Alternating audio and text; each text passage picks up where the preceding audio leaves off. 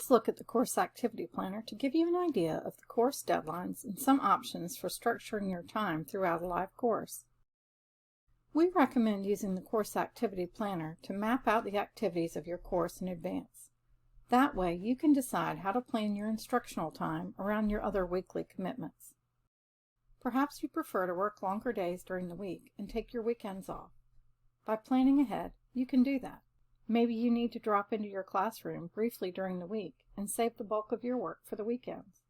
By planning ahead, you can do that. One thing to keep in mind is that there is simply a learning curve involved at first, so you should budget some extra time for your first few courses.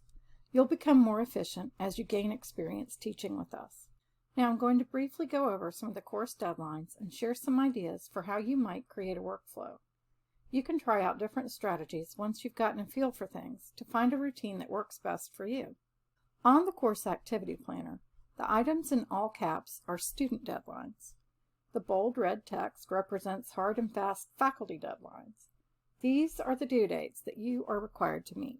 The items that are written in plain black text are our recommendations for routine daily tasks. You'll need to do these to stay on track for your deadlines.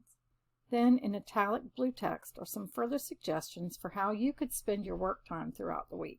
These optional activities can help you manage your time and work the way that you prefer. Keep in mind your course may have different tasks and requirements. Always check with your program chair if you have any questions about the requirements for your specific course. Before your course starts, you always have a prep week, which is the time to look through the course and familiarize yourself with everything. The Thursday before your course starts, you should post your welcome announcement and your culture of care announcement. Monday before your course starts, you have to post your introduction in the Post Your Introduction forum. Tuesday is when the course actually starts for your students. This is when their intro posts are due. And starting today, you'll need to check for student questions daily. This is reflected on the course activity planner. Again, you'll want to have that week 1 announcement posted by day 1. So you'll need to post it on or before the first Tuesday. Remember, you'll need to post at least 1 announcement for each active learning week by Tuesday. If you're following along on your planner, you won't have to remember, of course, because it will be right there for you. You can also preload those announcements if you like. We'll post a link to some resources on how to do that in the description for this video. While you need to post your initial discussion responses by Friday, and post your responses over 2 separate days, this still allows you to choose when you will do the bulk of your work.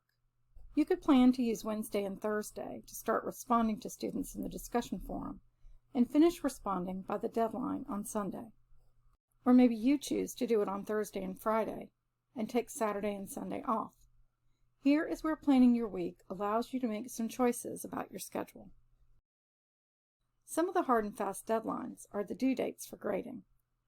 You will need to work on grading every learning week. Your discussion grades are due on Thursday, so you'll need to get in the classroom between Tuesday and Wednesday and get those done. And then you have until Sunday to get your grades done for each week's assignment.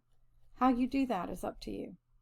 You can look at the directions in plain black text, and also the options in blue italics. As far as how you set up your week, remember the bold red text tells you exactly which deadlines are the hard and fast ones. If you're teaching a 5-week course, you'll use week 6 to wrap up the discussion grading, enter your final grades, and submit them by that Sunday evening. If you have a 6-week class, obviously, you'll go into week 7 and turn in your final grades. And in a 9-week course, you'll go into week 10.